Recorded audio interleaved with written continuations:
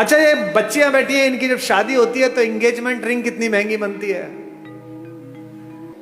सीता की engagement ring कितनी महंगी होगी, लेकिन जब केवट के सामने भगवान राम बिना पैसे के खड़े हो गए कि उतराई देने के लिए कुछ नहीं है, और केवट ने कहा ऐसे तो जाने नहीं दूंगा, पैसे दो, उतराई तो देनी पड़ेगी। तो पति का अपमान ना हो जाए, पति यहां संकट में ना लगे, सीता ने चुपचाप अपनी अंगूठी उतारी और राम के हाथ में दे दी कि ये दे दो।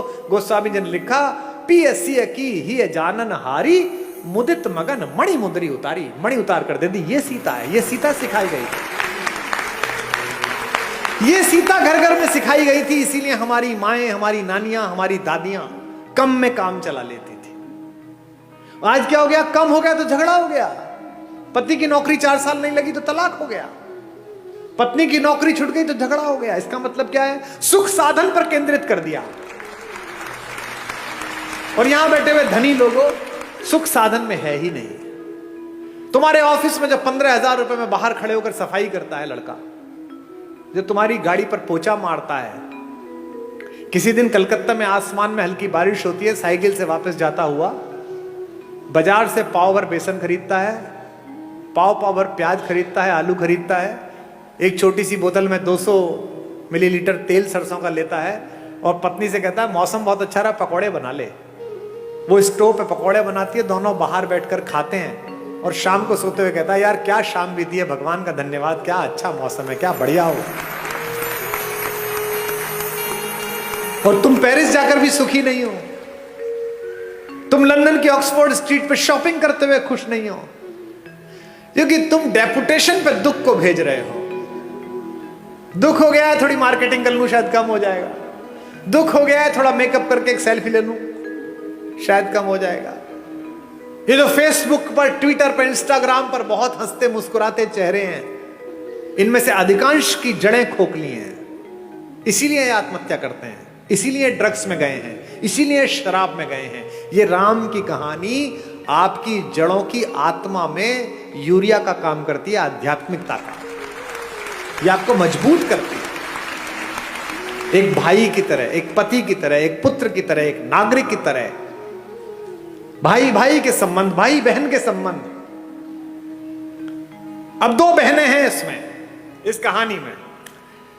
भाई बहन का संबंध ठीक ना हो तो गड़बड़ हो सकती है। एक बहन है शूर्पणखा, जिसको अपने बदले की चिंता है, भाई के नाश हो जाने की चिंता नहीं है। मेरा बदला पूरा हो जाए बस। वो ये नहीं कहती कि मेरा अपमान किया, वो ये नहीं कहती कि मैंने नीचतापूर्ण व्यवहार किया, वो कहती है कि मैंने बताया मैं तुम्हारी बहन हूं, इसके बाद मेरा अपमान कर दिया।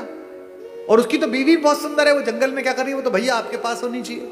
ऐसी बहन देखी है कोई जो अपनी भाभी के रहते बाहर की किसी औरत का वर्णन करे कि इसे अपना लो? इसका मतलब वो बहन ही दुष्ट है, उसने अपने भाई का नाश करा दिया। एक सीता है, सीता का भी एक भाई है, आपको पता है? जब अशोक वाटिका में माता बैठी हुई है तो रावण आता है उनसे मिलने, रोज आता है, कहता है मेरा प्रणय प्रस्ताव स्वीकार कर ले। क्या उस तपस्वी के पीछे पड़ी रहेगी, वो तो जंगली है, मैं मार दूंगा उसे, खत्म हो जाएगा, वो कुछ नहीं कर पाएगा, तुझे ले नहीं जाएगा। माता पूरी सात्विकता के साथ बैठी है।